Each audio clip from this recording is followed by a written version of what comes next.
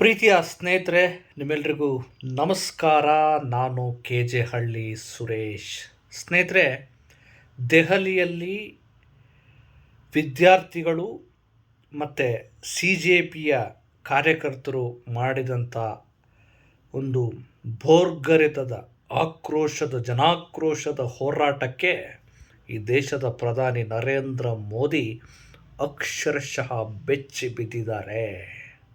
ಯಾವ ಮಟ್ಟಕ್ಕೆ ಅಂದರೆ, ಅಲ್ಲಿ ಪಾರ್ಲಿಮೆಂಟಲ್ಲಿ ವಿರೋಧ ಪಕ್ಷಗಳು ಇವರನ್ನು ಆಡಳಿತಾರೂಢ ಮೋದಿ ಸರ್ಕಾರವನ್ನು ಲೆಫ್ಟು ರೈಟು ತೆಗೆದುಕೊಳ್ತಾ ಇದ್ದರೆ, ಇಲ್ಲಿ ಹೊರಗಡೆ ಜಂತರ್ ಮಂತರ್ನಲ್ಲೂ ಜೊತೆಗೆ ಸಂಸತ್ತಿನ ಗೇಟ್ ತನಕ ಬಂದು ನರೇಂದ್ರ ಮೋದಿ ಸರ್ಕಾರ ಮತ್ತು ಸ್ವತಃ ನರೇಂದ್ರ ಮೋದಿ ಬುಡಕ್ಕೆ ಈ ಆಕ್ರೋಶದ ಈ ಹೋರಾಟದ ಕಿಚ್ಚು ತಗಲಿ ಸ್ವತಃ ನರೇಂದ್ರ ಮೋದಿಯವರು ಸಂಸತ್ತಿನಿಂದ ತಮ್ಮ ಬೆಂಗಾವಲು ಪಡೆಯ ಮೂಲಕ ಸಂಸತ್ತಿನಿಂದ ಕಾಲು ಕಿತ್ತ ಸಂದರ್ಭ ಇವತ್ತು ಎದುರಾಯಿತು.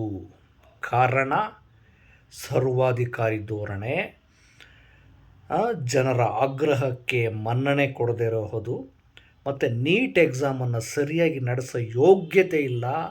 ಆ ನೀಟ್ ಎಕ್ಸಾಮ್ನ ವೈಫಲ್ಯದ ಕಾರಣಕ್ಕೋಸ್ಕರ ಮತ್ತು NTA ಸುಮಾರು ಒಂದು 89 ಪರೀಕ್ಷೆಗಳಲ್ಲಿ ವೈಫಲ್ಯವನ್ನು ಕಂಡ ಕಾರಣಕ್ಕೋಸ್ಕರ ಕೇಂದ್ರದ ಶಿಕ್ಷಣ ಸಚಿವ ಧರ್ಮೇಂದ್ರ ಪ್ರಧಾನ್ ರಾಜೀನಾಮೆ ಕೊಡಬೇಕು ಅಂಥೇಳಿ ಸೋನಮ್ ವಾಂಗ್ಚುಕ್ ಅವರು ಅನಿರ್ದಿಷ್ಟಾವಧಿ ಉಪವಾಸ ಸತ್ಯಾಗ್ರಹ ಮಾಡ್ತಾಯಿದ್ರು ಕೂಡ ಇಡೀ ದೇಶದಾದ್ಯಂತ ಬೇರೆ ಬೇರೆ ಕಡೆ CJP ಕಾರ್ಯಕರ್ತರು ಪ್ರಜ್ಞಾವಂತರು ಹೋರಾಟ ಮಾಡಿ ರಾಜೀನಾಮೆಗೆ ಆಗ್ರಹಿಸಿದರೂ ಕೂಡ ಕ್ಯಾರೆ ಅನ್ನದೇ ನಿರ್ಲಕ್ಷ್ಯ ಧೋರಣೆ, ಸರ್ವಾಧಿಕಾರಿ ಧೋರಣೆ ತೋರಿದ ಮೋದಿ ಸರ್ಕಾರಕ್ಕೆ ಇವತ್ತು ತಂಡ ಹೊಡೆಯೋ ಹಾಗೆ, ಬೆಚ್ಚಿ ಬೀಳೋ ಹಾಗೆ, ಮುಟ್ಟಿ ನೋಡಿಕೊಳ್ಳೋ ಹಾಗೆ ಈ ದೇಶದ ಯುವಕರು, ಜಂಜಿಗಳು, ಪ್ರಜ್ಞಾವಂತ ಪ್ರಜೆಗಳು ಸರಿಯಾದ ಹೋರಾಟದ ತಪರಾಕಿ ಕೊಟ್ಟಿದ್ದಾರೆ, ಎಚ್ಚರಿಕೆ ಕೊಟ್ಟಿದ್ದಾರೆ.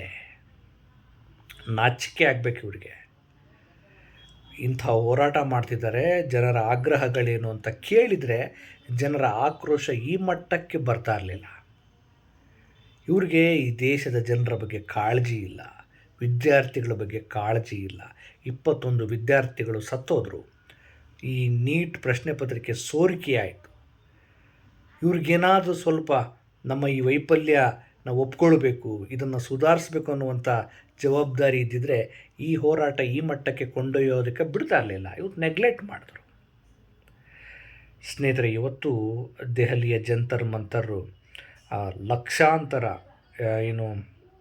ವಿದ್ಯಾರ್ಥಿಗಳು, ಪೋಷಕರು, CJP ಕಾರ್ಯಕರ್ತರು ನುಗ್ಗಿದ್ರಲ್ಲ, ಅವರನ್ನು ಈ ಹೋರಾಟದ ಕಿಚ್ಚನ್ನು ಮಣಿಸೋದಕ್ಕೋಸ್ಕರ ನರೇಂದ್ರ ಮೋದಿ ಸರ್ಕಾರ ಅಶ್ರುವಾಯು ಸಿಡಿತ, ಟಿಯರ್ ಗ್ಯಾಸನ್ನು ಸಿಡಿಸ್ತಾರೆ. ಅವ್ರ ಮೇಲೆ ದನಕ್ಕೆ ಬಡ್ದ ಹಾಗೆ ಲಾಠಿ ಚಾರ್ಜ್ ಮಾಡಿಸ್ತಾರೆ, ತಲೆಗೆ ಬಡಿತಾರೆ, ಕೈಗೆ ಬಡಿತಾರೆ, ಕಾಲಿಗೆ ಬಡಿತಾರೆ. ಮನಸೋ ಇಚ್ಛೆ ಥಳಿಸ್ತಾರೆ ಪೊಲೀಸರ ಮೂಲಕ, ಫೋರ್ಸ್ಗಳ ಮೂಲಕ. ಈ ಮನುಷ್ಯನಿಗೆ ನಾಚಿಕೆ, ಮಾನ, ಮರ್ಯಾದೆ ಇದೆಯಾ? ಇಂಥ ಅಯೋಗ್ಯರು ದೊಡ್ಡ ಸ್ಥಾನಕ್ಕೆ ಬಂದು ಕೂರ್ತಾರಲ್ಲ, ತಂದು ಕೂರಿಸ್ತೀವಲ್ಲ, ನಮ್ಮಂಥವ್ರಿಗೆ ಬುದ್ಧಿ ಇಲ್ಲ.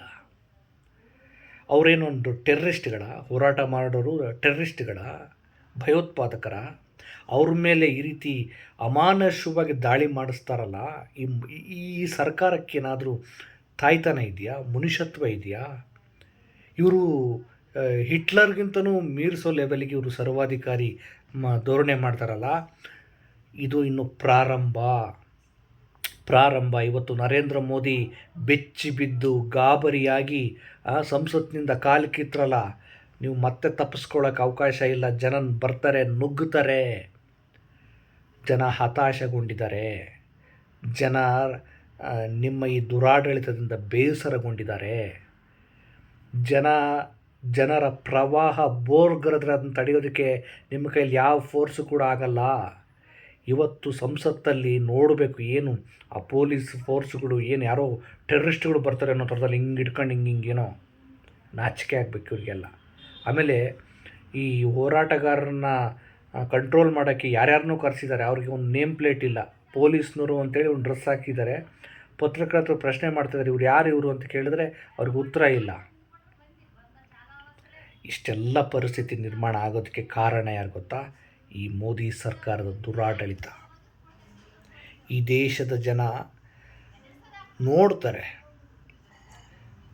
ಸ್ವಲ್ಪ ಅವಕಾಶ ಕೊಡ್ತಾರೆ.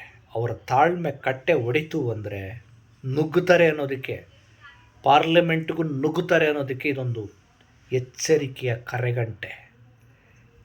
ಈ ಹೋರಾಟ ಇಲ್ಲಿಗೆ ನಿಲ್ಲಲ್ಲ. ಇದು ಭಾರತದಾದ್ಯಂತ ಮತ್ತಷ್ಟು ಜ್ವಾಲಾಮುಖಿಯಾಗಿ ಪ್ರವಹಿಸುತ್ತೆ. ಪ್ರಕೃತಿಯ ತಾಳ್ಮೆಯ ಪರೀಕ್ಷೆ ಮಾಡಿದ್ರೆ ಮನುಷ್ಯ ಉಳಿತಾನ, ಹಂಗೆ ಈ ದೇಶದ ಪ್ರಜ್ಞಾವಂತ ಜನರ ತಾಳ್ಮೆ ಪರೀಕ್ಷೆ ಮಾಡಿದ್ರೆ ಸುಮ್ಮನೆ ಇರ್ತಾರ? ಜಂಜಿಗಳು ಸುಮ್ಮನೆ ಇರ್ತಾವ? ಮೊದಲು ರಾಜೀನಾಮೆ ಕೊಡಬೇಕು ಧರ್ಮೇಂದ್ರ ಪ್ರಧಾನ್. ಈಗ ಯಾವ ಮಟ್ಟಕ್ಕೆ ಬಂದಿದ್ದಾರೆ ಅಂದರೆ, ಧರ್ಮೇಂದ್ರ ಪ್ರಧಾನ್ ಅಷ್ಟೇ ಅಲ್ಲ, ಮೋದಿ ಆಲ್ಸೋ, ನರೇಂದ್ರ ಮೋದಿ ಕೂಡ ತನ್ನ ಸ್ಥಾನಕ್ಕೆ ರಾಜೀನಾಮೆ ಕೊಟ್ಟು ಹೋಗಬೇಕು. ಇವರ ದುರಾಡಳಿತವನ್ನು ಕಿತ್ತು ಬಿಸಾಕಬೇಕು.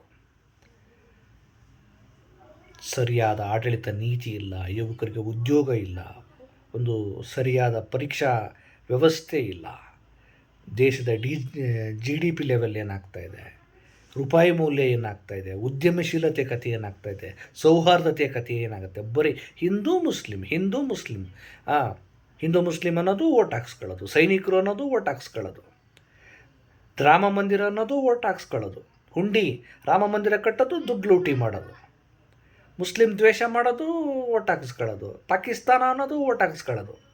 ಇವರು ಯೋಗ್ಯತೆಗೆ ಇಂಥ ಅಯೋಗ್ಯರನ್ನ ತಂದು ಅಧಿಕಾರಕ್ಕೆ ಕೂರಿಸ್ತಾರಲ್ಲ, ಈ ಅಯೋಗ್ಯರಿಗೆ ಜನ ಸರಿಯಾದ ಪಾಠ ಕಲಿಸಿದ್ದಾರೆ. ಈ 3ನೇ ಬಾರಿಗೆ ಬರೀ 37% ಅಷ್ಟೇ BJPಗೆ ವೋಟ್ ಶೇರಿಂಗ್ ಬಂದಿರೋದು. ಇವರು ಸಪೋರ್ಟ್ ತಗೊಂಡು ಅಧಿಕಾರಕ್ಕೆ ಬಂದಿದ್ದಾರೆ. ಇನ್ನು ಮುಂದಿನ ಚುನಾವಣೆಯಲ್ಲಿ ಇವ್ರನ್ನ ಠೇವಣಿ ಕಳೀತಾರೆ, ಪಿಕ್ಚರ್ ಬಿಡಿಸ್ತಾರೆ. ಯಾರೇ ಅಧಿಕಾರಕ್ಕೆ ಬರಲಿ, ದೇಶದ ಜನರ ಯುವಕರ ಭವಿಷ್ಯವನ್ನು ರೂಪಿಸಬೇಕು. ಅವ್ರಿಗೊಂದು ಒಳ್ಳೆಯ ಆಡಳಿತವನ್ನು ಕೊಡಬೇಕು, ಅವ್ರಿಗೊಂದು ಒಳ್ಳೆಯ ಭವಿಷ್ಯವನ್ನು, ಸರಿಯಾದ ಪರೀಕ್ಷೆಗಳನ್ನ ನಡೆಸಬೇಕು, ಉದ್ಯೋಗ ಕೊಡಬೇಕು, ಉದ್ಯಮಶೀಲತೆ ಕೊಡಬೇಕು. ಯುವಕರು ತುಂಬ ಪ್ರತಿಭಾನ್ವಿತರಿದ್ದಾರೆ.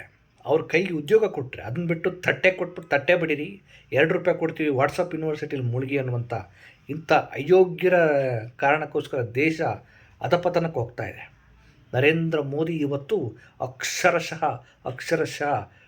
ತಂಡ ಹೊಡೆದಿದ್ದಾರೆ. ತಂಡ ಅಲ್ಲ, ಇನ್ನು ಮುಂದಿನ ದಿನಗಳಲ್ಲಿ ನಿಮಗೆ ಸರಿಯಾದ ಪಾಠವನ್ನು ಕಲಿಸ್ತಾರೆ. ಆ ಮಟ್ಟಕ್ಕೆ ದೇಶವನ್ನು ಅಧೋಗತಿಗೆ ಕೊಂಡೊಯ್ದಿದ್ದೀರಿ. ಬದಲಾಗಿ, ಇಲ್ಲಾಂದರೆ ಬದಲಾವಣೆ ಮಾಡ್ತಾರೆ. ಏನಂತೀರಿ? ನಮಸ್ಕಾರ.